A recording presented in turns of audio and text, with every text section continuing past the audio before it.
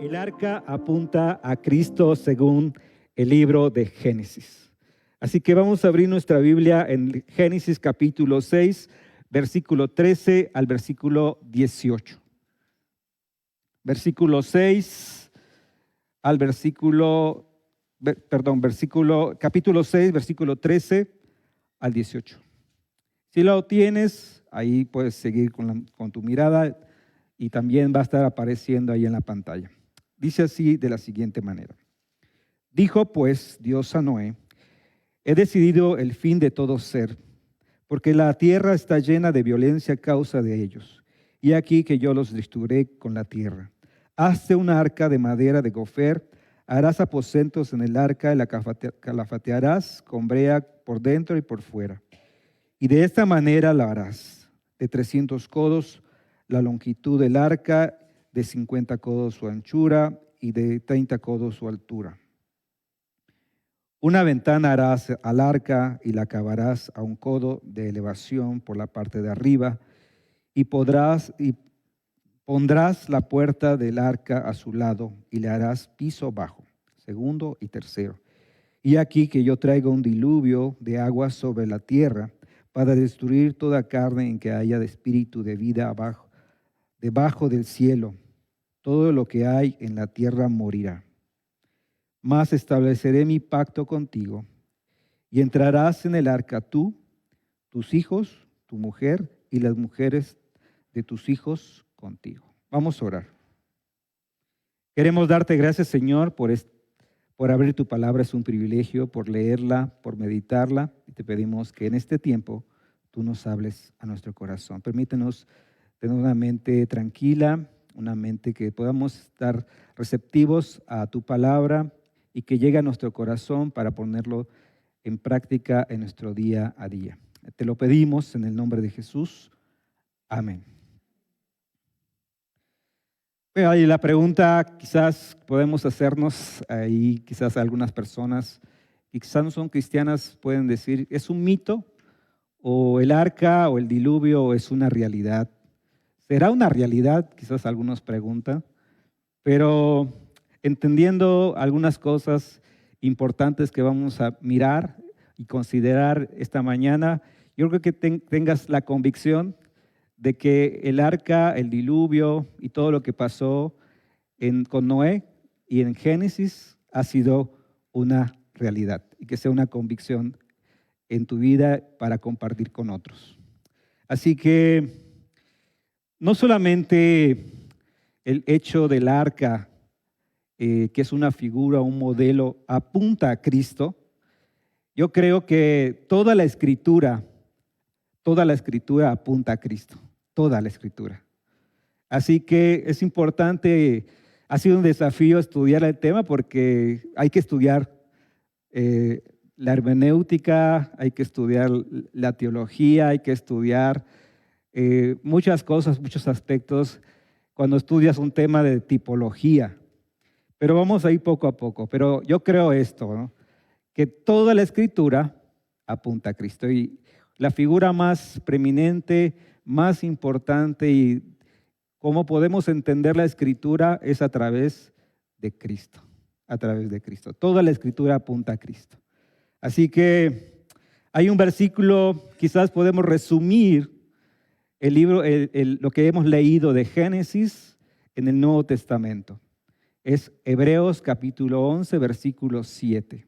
Y acompáñenme a buscar la cita que también va a aparecer en pantalla.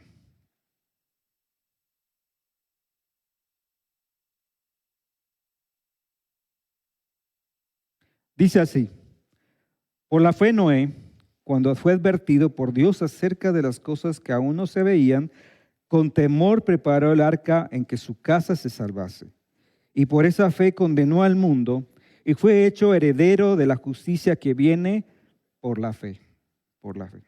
Y quizás un poquito explicando estos versículos, sería de la siguiente manera.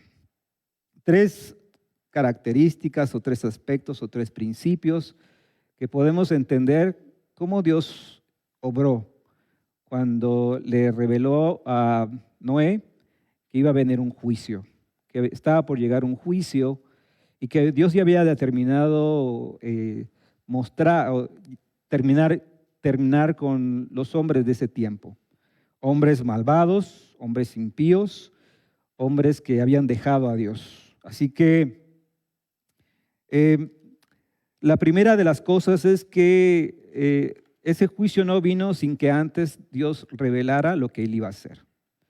Así que Dios no es alguien que es como malo, que no revela o no dice lo que va a hacer antes que suceda. Dios anticipadamente lo reveló a un siervo, a un hombre santo, a un hombre obediente, un hombre temeroso, un hombre que ejecutó lo que Dios le dijo y que es un hombre que colocó su fe en Dios, en lo que Dios le dijo. Así que una de las cosas que él hizo ante esa revelación fue obediente ante esa revelación. Y dice aquí cuando fue advertido. ¿Sabes dónde encontramos esa parte? Es la que hemos leído. Génesis capítulo 6, versículo 13 al 18. Concentrándonos un poquito en algunas cosas, algunos aspectos, en Génesis capítulo 6, 14, vemos que no lo voy a desarrollar porque ya lo vimos, pero solamente recordando un poquito, Dios hace una declaración. ¿Cuál es esa declaración? Que iba Dios a destruir la tierra por causa de la maldad, por causa de la violencia y por causa de la corrupción. Entonces, Dios determina eso. También Dios da ahí las dimensiones, cómo iba a ser su alto, cómo iba a ser lo ancho, de qué madera, las medidas, todas las dimensiones del arca, allí se describen en el libro de Génesis, y también algunos detalles, que iba a tener una puerta, que iba a tener arriba una ventana, que iba a tener 3 pisos, que iba a ser de madera de gofer, que algunos quizás lo traducen como ciprés, que es la madera más resistente, más dura, pero bueno, ahí no está en tema de discusión, ahorita no es mi tema. Pero bueno, lo importante es que Dios reveló al hombre lo que Él había determinado hacer para el hombre. Entonces, lo segundo es que, ¿para qué fue esa revelación? Fue para revelar su redención al hombre, de la forma como el hombre podía creer este mensaje de juicio, pero también de esperanza. Había una esperanza al enviar o mandar a Noé que construya un arca, Así que dice aquí la palabra de Dios que esto lo recibió y lo hizo, dice aquí la Biblia, con temor preparó el arca. ¿Y cuál era el propósito? Salvar a las personas. Ahora, ¿cuántas personas se salvaron? La palabra de Dios dice 8. Realmente pocas personas se salvaron, pero hubo personas que se salvaron. Ahí lo podemos ver o constatar en 1 de Pedro capítulo 3, versículo 20. Y en ese tiempo, durante ese tiempo, Dios fue manifestando principalmente su gracia, porque hubo un medio de salvación, principalmente su paciencia, porque además de que había determinado de hacerlo, se introdujo ahí Noé y su familia. Aún todavía tardó 7 días más en cerrar la puerta a Dios. O sea, hubo un tiempo más de paciencia, de gracia, para que personas pudieran entrar. Pero realmente solamente se salvaron 8 personas. Pero finalmente, Dios, que es un Dios de amor, pero Dios también es un Dios de justicia. Dios es un Dios de justicia, Dios es un Dios santo. Entonces hubo un momento que dijo Dios, hasta aquí, hasta aquí. Así que con Dios no podemos jugar. Con Dios, cuando ya determinó algo, que ya está dicho en su palabra, Dios va a ejecutar lo que Él dice, porque Él es un Dios justo. Y finalmente, algo que fue importante es que hubo, aunque sea pocas personas, hubo una respuesta. Esta respuesta fue obediencia a lo que Dios dijo, a lo que Dios dijo. Y dice la palabra de Dios, y que por esa fe condenó al mundo. Esto lo vemos también en Mateo capítulo 24, 39, cuando dice que cuando se cerró ahí el arca, ya no hubo más oportunidad que las personas se salvaran. Y toda una generación murió, ¿no? Hubo incredulidad. Ahora lo vamos a ver un poquito más en detalle. ¿Y de qué formas podemos considerar el arca entonces? ¿De qué formas? Vamos a ver 3 formas de considerar el arca. ¿Y cuáles formas? La primera sería de forma histórica. De forma histórica. Sabemos que por la geología, por los cambios que ha habido de la tierra, por el comienzo, donde comenzó la cultura y por donde quedó el arca, sabemos que sí existió un diluvio universal. Eso ya lo damos por sentado y quiero agregar algunas cosas por lo que dice las Escrituras o la palabra de Dios. ¿Qué dice la palabra de Dios al respecto? Y en Isaías capítulo 54, versículo 9, dice lo siguiente. Porque por esto se me será como en los días de Noé, cuando juré que nunca más las aguas de Noé pasarían sobre la tierra. Así he jurado que no me enojaré contra ti, ni reñiré. Dios hablando con su pueblo a través del profeta Isaías, pero muchos años después se menciona el nombre de Noé. Otro pasaje, Ezequiel capítulo 14, versículo 14, dice lo siguiente. Si estuviesen en medio de ella estos 3 varones, Noé, Daniel y Jacob, ellos por su justicia librarían únicamente sus propias vidas, dice Jehová el Señor. Aquí de nuevo, a través del profeta Ezequiel, a través de su ministerio, hablando al pueblo de Israel, que era un pueblo rebelde, que era un pueblo que estaba volcado a la idolatría, se mencionan 3 nombres, y entre ellos el nombre de Noé. Segunda de Pedro capítulo 2, versículo 5, dice lo siguiente. Y si no perdonó al mundo antiguo, sino que guardó a Noé, pregonero de justicia con otras 7 personas, trayendo el diluvio sobre el mundo de los impíos. Ahí muchos años después, el apóstol Pedro mencionando el juicio, el diluvio y el nombre de Noé.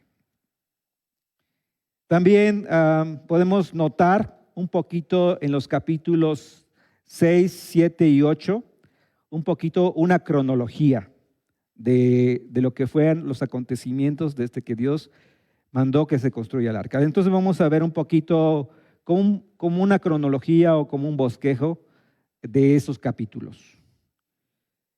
Vamos a mirar que en el capítulo 6, versículo 13 al 16, Dios da las indicaciones de construir el arca. Capítulo 7, versículo 1 al 9, Dios da las indicaciones de que ellos tenían que entrar en el arca. Capítulo 8, versículo 1 al 4, después de casi un año que el arca navegó y llega un momento que se asentó en el monte Ararat, Después, capítulo 8, versículo 13, se menciona que Noé abre el arca. Y capítulo 8, versículo 15 al 19, relata un poco que tanto la familia de Noé como los animales dejan el arca. Esa es la cronología. ¿Dónde la encontramos? Capítulo 6, capítulo 7 y capítulo 8. Muy bien, seguimos. También algunas cosas en la parte histórica, es importante lo que son las palabras, lo que dijo Jesús. Es importante lo que dijo Jesús porque, bueno, sabemos que Jesús existió.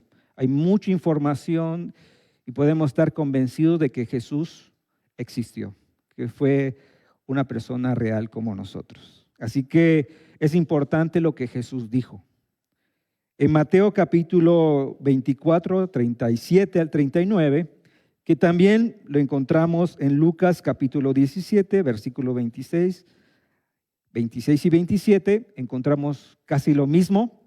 Vamos a leerlo en el libro de Mateo, que dice lo siguiente: Mas como en los días de Noé, así será la venida del Hijo del Hombre, porque como en los días antes del diluvio estaban comiendo y bebiendo, casándose y dándose en casamiento hasta que el día en que Noé entró en el arca, y no entendieron hasta que vino el diluvio y se los llevó a todos. Así será también la venida del Hijo del Hombre.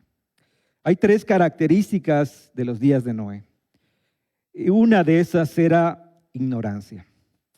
Y ellos estaban concentrados en ellos mismos, en complacerse a ellos mismos. En la expresión que dice, comían y bebían. Comer es algo pues, natural, es algo que hacemos todos los días. Pero ellos estaban en ellos mismos, satisfaciéndose a ellos mismos. Y no buscando qué era lo que Dios quería, ¿no? Para sus vidas. Era la idea, ¿no? Lo siguiente dice que dándose en casamiento, casándose y dándose en casamiento. Por cierto, todavía hay gente que se está casando. Y cuando nos casamos con mi esposa, y le pedí a nuestro director que compartiera esta frase y que predicara el Evangelio. Es importante constantemente que nos recuerde, a pesar de que ya no se quieran casar las personas, recordar que esto va a seguir pasando, pero debe ser la oportunidad para predicar de Cristo. Así que había mucha indiferencia, porque esa es la idea, que se casaban y se daban en casamiento. Es como se casaban y se divorciaban. Como algunos temas controversiales en este tiempo, ¿no? Se divorciaban y no preguntaban a Dios qué es lo que Dios pensaba, ¿no?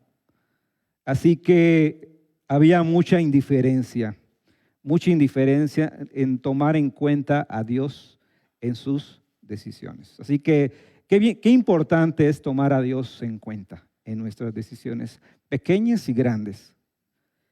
Y lo último, hubo incredulidad, porque solamente 8 personas se salvaron, hasta, dice la palabra de Dios, hasta el día en que entró Noé en el arca y vino el diluvio. O sea, hubo un momento que se cerró la puerta, hasta que Dios dijo, hasta aquí. Así que hubo un momento de juicio por agua, y Pedro menciona que va a haber un juicio postrero. Ya no va a ser por agua. Este juicio que viene va a ser por fuego, Va a haber un juicio también hacia esta generación, ¿no?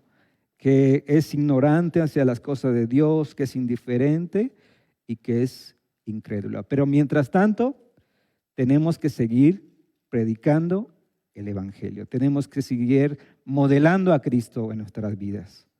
Así que, qué importante, ahí lo que dijo Jesús. Lo siguiente, no solamente en la parte histórica, sino en lo que es el tema de lo que apunta a Cristo. El arca apunta a Cristo, que es la forma de considerar de forma tipológica. Y bueno, al entrar esto, hubo que estudiar más todavía, orar mucho para ver cómo íbamos a enfrentar o a qué cosas poder decir. Así que saqué mis apuntes de Instituto Bíblico y me puse a estudiar más, agarré libros, escuché audios ahí para poder buscar algunas comparaciones de tanto de lo que es el tipo y el antitipo, o sea, el tipo, la sombra y su cumplimiento. Así que vamos a ir un poquito explicando este tema importante, que es un poquito difícil, pero ahí vamos a ir, poco a poco. Y vemos ahí en Génesis capítulo 6, versículo 14, que por lo menos se mencionan cuatro veces la palabra arca. La palabra arca se menciona cuatro veces. Ahí lo tengo subrayado 3 veces, pero ahí está puesto 4 veces, por lo menos aparece la palabra arca. La palabra arca. Y bueno, la palabra arca es un sustantivo que se usa varias veces en este relato del capítulo 6 hasta el 8, pero se usa una vez más en la Biblia con relación a la liberación de Moisés, cuando es colocado en una arquilla, que le salvó la vida. Y esa es traducido de esta manera, arquilla, y literalmente significa cofre o caja. Y principalmente el énfasis por el cual se construyó es el arca, iba a servir como un lugar de refugio para Noé, su familia y los animales. Así que eso precisamente era lo que era el arca, un lugar de refugio para Noé, su familia y los animales ordenados por Dios. Ahora explicamos un poquito antes de pasar a la explicación de la tipología, o sea, las comparaciones, qué es tipo y qué es un antitipo. El análisis de un tipo bíblico o tipología se refiere al estudio de diversos temas, sucesos, eventos, personas u objetos. Por ejemplo, vemos cuando el hombre pecó, hubo un sacrificio, porque Dios, no lo dice la Biblia, pero Dios cubrió de pieles a los hombres para que ellos volvieran a tener comunión otra vez con Dios. Hubo un sacrificio de un animal inocente para cubrir el pecado del hombre. Y posteriormente vemos que hay un sacrificio también cuando ellos salen y presentan animales y Dios, esto agrada a Dios. También Abraham, cuando adoraba a Dios, hacía holocaustos, había un sacrificio. Estos son eventos. Dios le pide a Abraham, por ejemplo, que él sacrifique a lo que más amaba, que era a su hijo Isaac. Le pide a su hijo Isaac, ¿no? Vemos acá un evento, ¿no?, que se va desarrollando poco a poco, pero al final se cumple en una persona, ¿no?, en Cristo. Esto es un evento, ¿no? Vemos un elemento importante cuando celebramos la Pascua, que es el Cordero. ¿Y qué dijo Juan? He aquí el Cordero de Dios que quita el pecado del mundo, presentando a Cristo. Vemos una sombra, un modelo, una figura, y luego vemos su cumplimiento. Hubo objetos del Antiguo Testamento que son considerados como sombra, imagen o figura de otra realidad en el Nuevo Testamento, o sea, su cumplimiento. Esto es importante, hermanos. Ahora, ¿cuáles son las características para identificar un tipo expresado en la palabra de Dios? Porque no cualquier objeto o cualquier cosa puede ser una sombra o modelo. Hay algunas características importantes. Pues vamos a mirar por lo menos 3. ¿Cuáles son? En primer lugar, una figura o sombra es preparada por inspiración divina. Por inspiración divina. Dice Hebreos capítulo 8, versículo 5, dice lo siguiente: los cuales sirven a lo que es figura y sombra de las cosas celestiales, como se le advirtió a Moisés cuando iba a erigir el tabernáculo, diciendo: mira y haz todas las cosas conforme al modelo que se te ha mostrado en el monte. Y él estaba viendo algo que se le fue revelado, una sombra, y él hace eso y desarrolla eso en el tabernáculo. El tabernáculo también es un tipo de Cristo. No me voy a meter en eso. También representa alguna realidad espiritual futura que que se manifestó plenamente tras la venida de Cristo. Su cumplimiento es el antitipo. Entonces vamos a hablar de un tipo, que es una sombra o modelo, y vamos a hablar de un antitipo o su cumplimiento. Entonces eso es importante porque al final vamos a analizar un texto un poquito complicado. Avanzando, vamos a ver que el arca es un cuadro maravilloso de nuestra salvación en Cristo.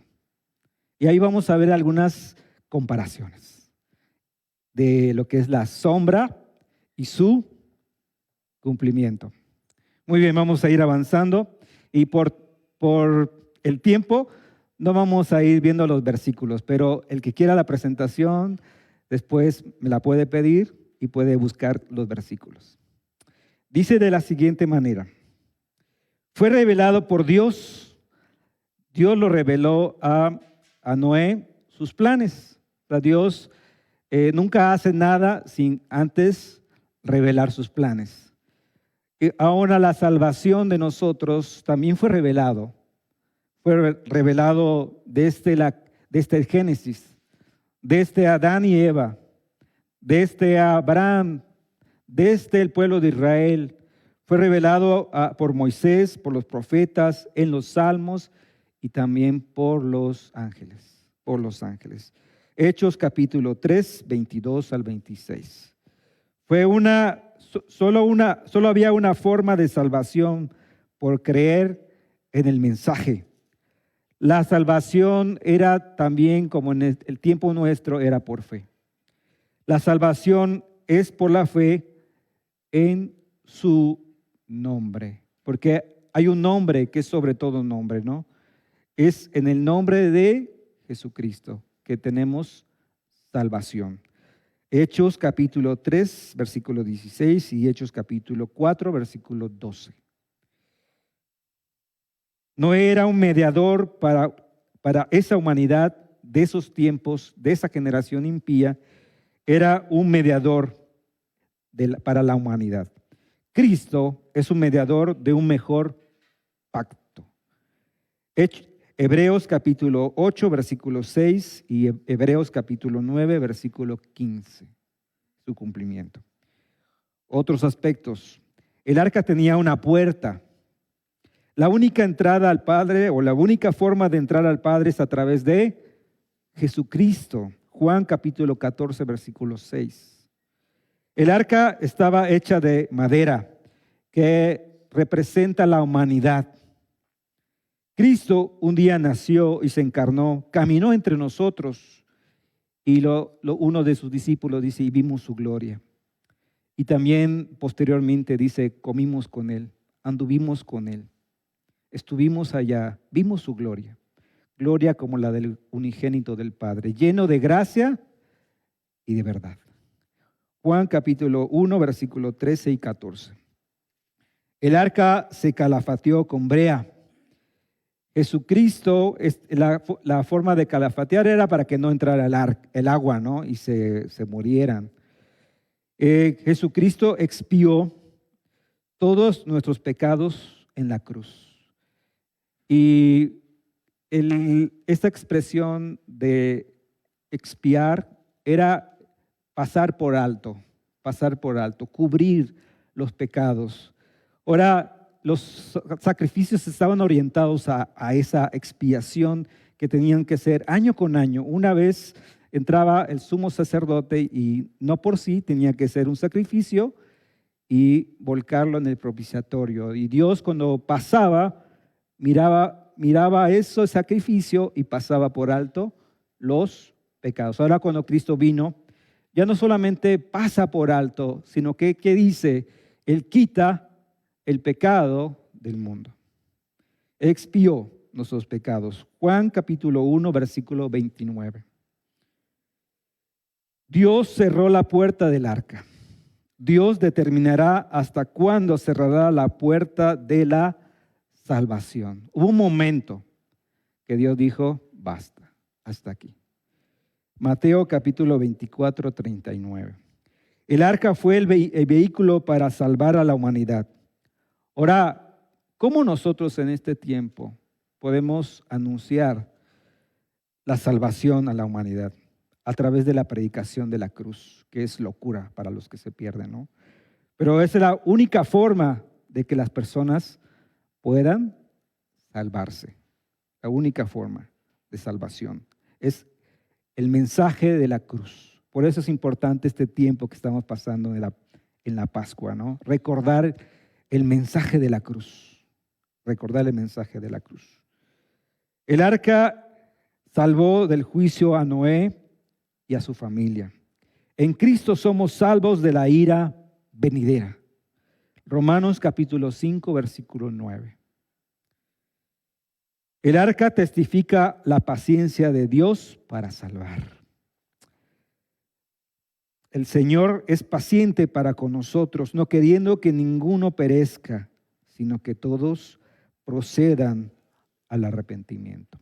Y la palabra paciencia que se traduce ahí no es largura de ánimo, no es que Dios se cansa, es magnanimidad, que es mucho más, la paciencia de Dios va mucho más allá de lo que nosotros somos.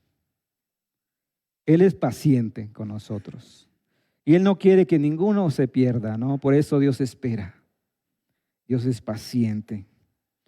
Su paciencia es mucho más, no lo podemos comprender, pero es paciente con nosotros. No quiere que ninguno se pierda. Primera de Pedro capítulo 3, versículo 9. El arca descansó en el monte Ararat, como dice la palabra de Dios, el 17 del mes séptimo. Y sabes, ese es el 17 de abril. Y ese día en el calendario judío, es el día que Jesús resucitó. ¿Cómo ven eso? Increíble, ¿no? La seguridad de los pasajeros dependía solamente de Dios. La salvación descansa en la obra de Cristo y no en nosotros, no en nuestras obras, no en lo que pensamos, no en una filosofía. Efesios capítulo 2, versículo 8. ¿Ven? Qué lindo que poder estudiar eso, ¿no? La sombra y luego el cumplimiento en la persona de Cristo, en la persona de Cristo. Por eso el arca apunta a Cristo y es una maravillosa explicación de lo que es nuestra salvación. Qué hermoso estar en Cristo, ¿no? Ahora pasemos a la parte práctica, pero no significa que es algo fácil, ¿no? En la práctica, ¿no? Y miremos un versículo controversial, un versículo un poquito difícil. No, tampoco me voy a meter en la parte de teología, voy a explicar un poquito acerca del tema, pero dice así lo siguiente: porque también Cristo padeció una sola vez por los pecados, el justo por los injustos, para llevarnos a Dios, siendo a la verdad muerto en la carne, pero vivificado en espíritu, en el cual también fue y predicó a los espíritus encarcelados, los que en otro tiempo desobedecieron cuando una vez esperaba la paciencia de Dios en los días de Noé, mientras se preparaba el arca, en la cual pocas personas, es decir, 8, fueron salvas por agua. Es un poco difícil, no me voy a meter tanto en el tema, llevaría más tiempo. Sí estudié, pero si quieres después te doy mis comentarios. Pero para un poquito entender la carta de Primera de Pedro y Segunda de Pedro, se escribe cuando en un tiempo estaban siendo perseguidos los cristianos y estaban muriendo literalmente por su fe. Entonces el tema de la carta explica cómo vivir triunfante ante el sufrimiento y las circunstancias difíciles. Yo creo que es importante poder estudiar este libro, ¿no? Porque en este tiempo también muchos sufrimos por nuestra fe. Muchas veces pasamos circunstancias que no entendemos porque estamos pasando, si estamos haciendo el bien, si estamos compartiendo, si queremos vivir justamente, santamente, ¿por qué padecemos? Y bueno, el apóstol está animando a su audiencia, que son personas que estaban siendo perseguidas por su fe. Entonces, les dice esto, ¿no? Que Cristo también padeció, también sufrió. Y Él no solamente sufrió, sino que murió por ellos. Y para entender estos versículos, tengo que un poquito entrar en el contexto de los versículos del capítulo 3, del versículo 19 al 22, que se va a referir a la obra de Cristo, a la expiación, a lo que era la predicación del evangelio y lo que es la exaltación. Y justamente lo que Jesús hizo. Él murió, Él resucitó y dijo que Él iba a estar sentado a la diestra de Dios, fue exaltado. Si yo quiero entender este pasaje, tengo que entender estas tres ideas del pasaje. Primero, la expiación. Y esto es lo que va a hablar este versículo cuando dice, porque también Cristo padeció una sola vez por los pecados del justo, por los injustos, para llevarnos a Dios, siendo la verdad muerto en la carne, muerto en la carne. Entonces aquí vamos a hablar del tema de la expiación. El tema de la expiación, podemos ver que alguien tenía que padecer, alguien tenía que morir. Esos sacrificios se hacían continuamente, una vez cada año. Ahora, el sacrificio de Cristo lo hizo una sola vez y para siempre. Él se presentó con su propia sangre delante del Padre una sola vez y para siempre. Esto lo vemos en el libro de Hebreos. ¿Y por qué hizo ese sacrificio? Por nosotros. Mas Dios muestra su amor para con nosotros en que, siendo aún pecadores, Cristo murió por nosotros. Cristo murió por nosotros, por nuestros pecados. Dice la palabra de Dios, el justo por los injustos, ¿no? Ahora, cuando Jesús moría, hubo un preso que era acusado por sedición y por revueltas que había hecho y por asesinato. Y en lugar de soltar a Jesús, soltaron a Barrabás. Y sabes, yo pienso que él pensó, él murió por mí en su lugar. Y así como Barrabás, una persona mala, impía, que había cometido cosas que no estaban bien, Jesús dio su vida por él. Y también Jesús dio su vida por mí, por mis pecados en la cruz. ¿Y cuál era el propósito? Acercarnos a Dios, reconciliarnos con Dios, llevarnos a Dios. ¿Y cuál fue el costo? Su muerte. Literalmente, Jesús murió. ¿Cómo comprobamos que Jesús murió? Ahí en los evangelios hubo un guardia o un soldado o un centurión que le puso una lanza en su costado. ¿Y qué salió?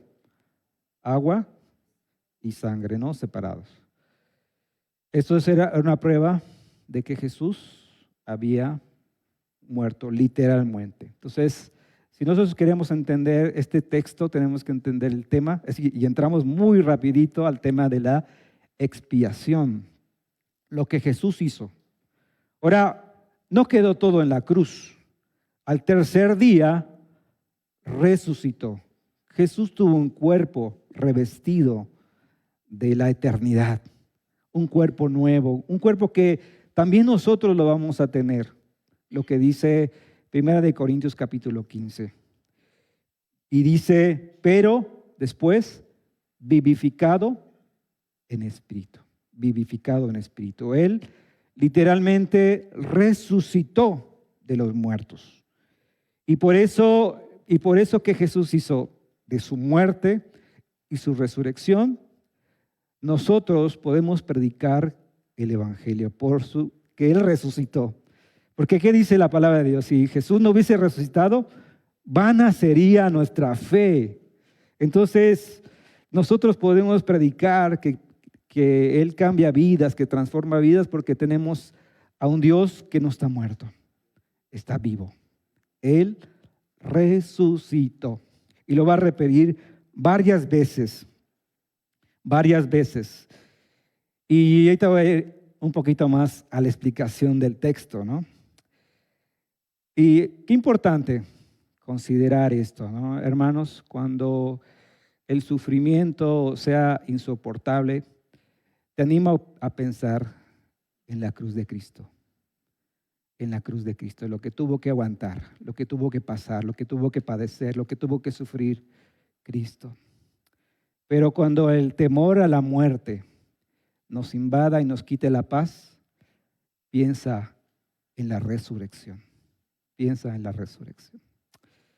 Y por último, la exaltación, porque no quedó ahí, ¿no? Sí se presentó a sus discípulos, sí se presentó a muchas personas, pero un día Él subió a su Padre, ¿no? Y no es que está cruzado de brazos, ¿no? Dice la palabra de Dios que está sentado a la diestra de Dios, a la diestra del Padre. Y dice ahí, Él está sentado a la diestra de Dios.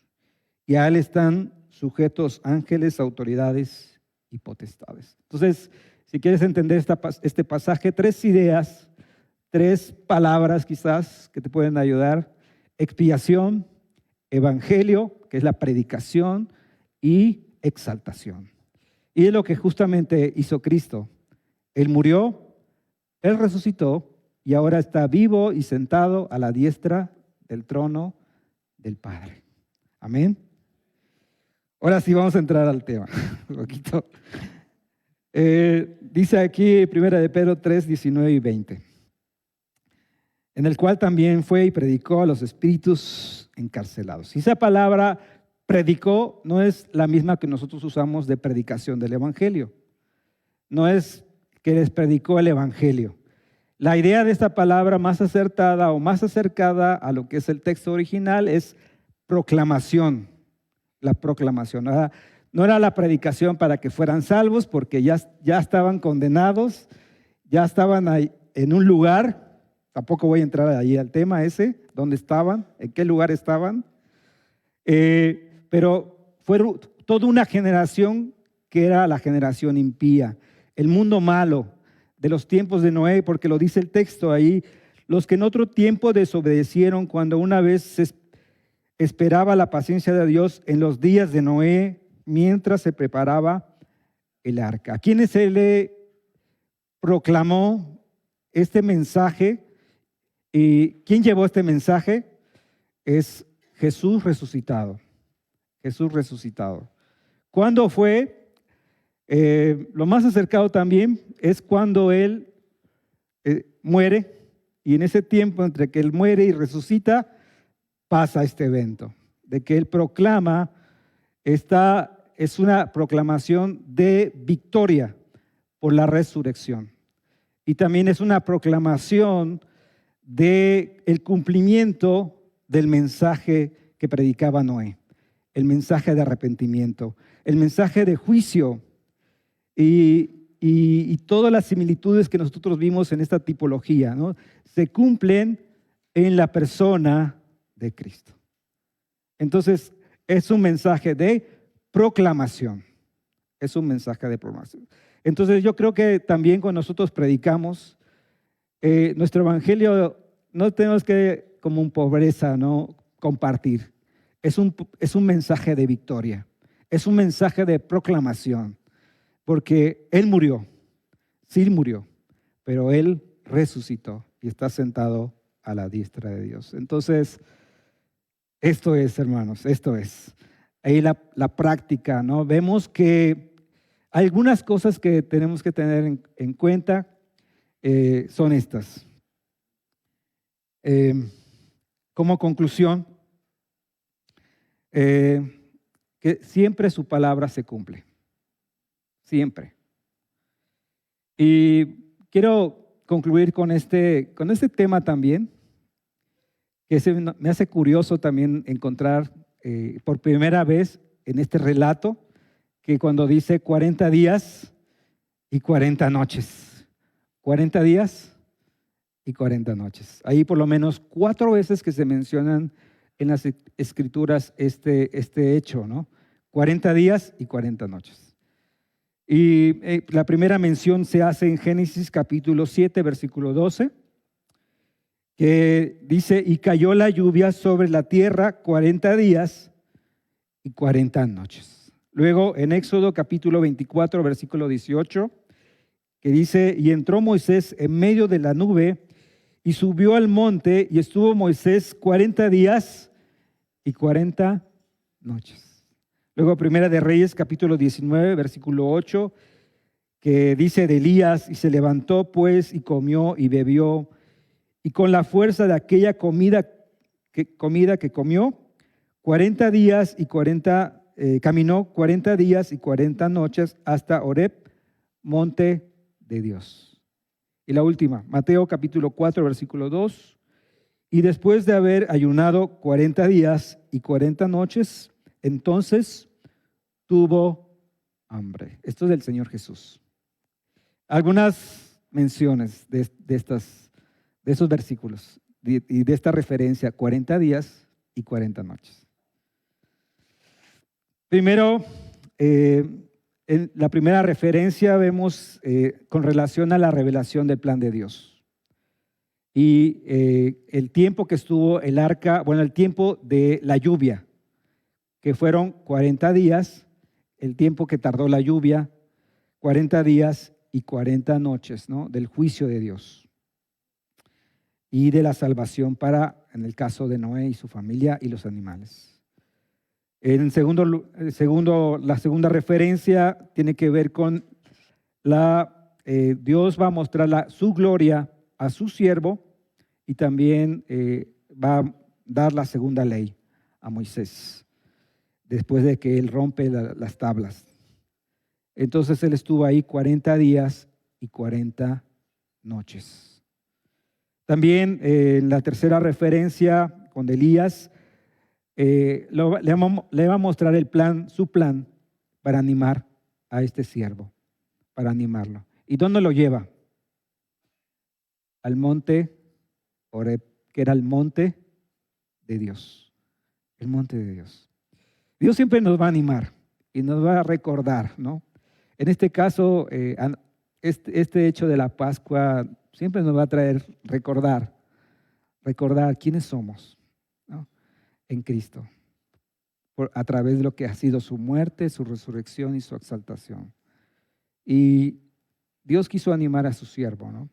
Y lo llevó a ese lugar, donde Él muestra su plan de lo que Él iba a hacer en el futuro. Ahora, la cuarta referencia que tiene que ver con Jesús fue la preparación de Jesús para el comienzo de su ministerio, que iba a culminar con su resurrección y su ascensión. Muerte, resurrección y ascensión. ¿Ves? Y algunas cosas prácticas para tener en cuenta son estas.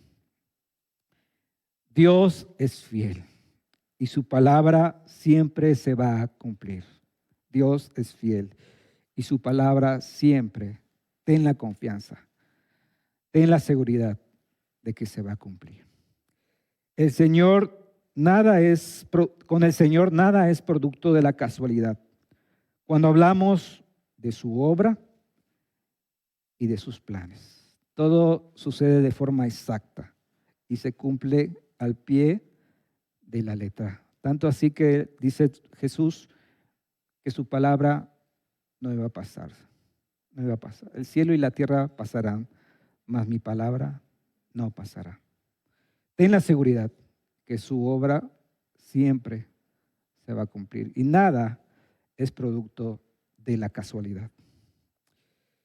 Por último, ahí vamos a ver una imagen en la aplicación y esta imagen es la vista del pueblo de Bernal, pero ahí en la parte de medio hay un edificio amarillo.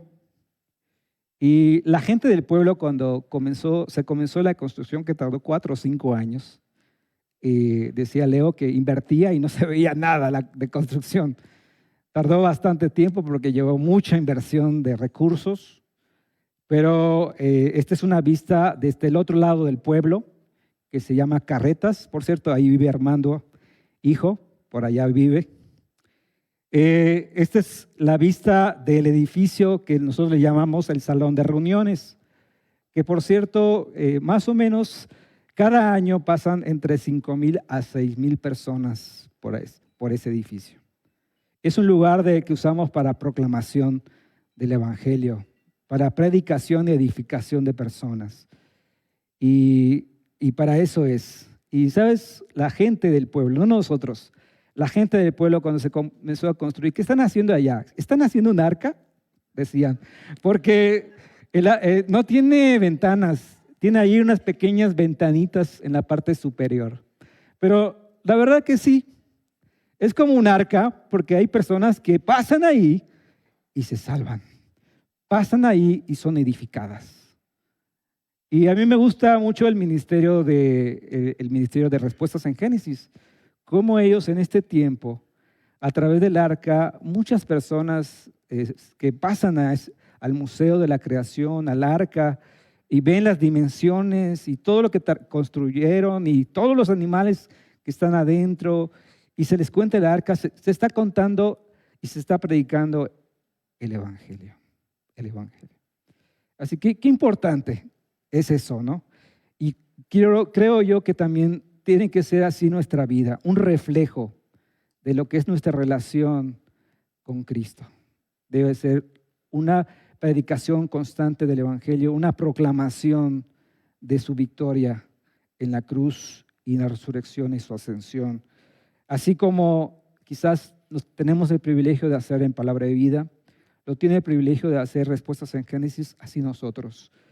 Y observa que dice un autor muy conocido que se llama Samuel Pérez Millos, estudiando el tema de Primera de Pedro, dice: hay una demanda a un compromiso personal, al testimonio de vida cristiana que el mundo necesita ver como una expresión clara de la proclamación del Evangelio como mensaje de salvación. En resumidas cuentas, ¿qué es lo que Dios quiere?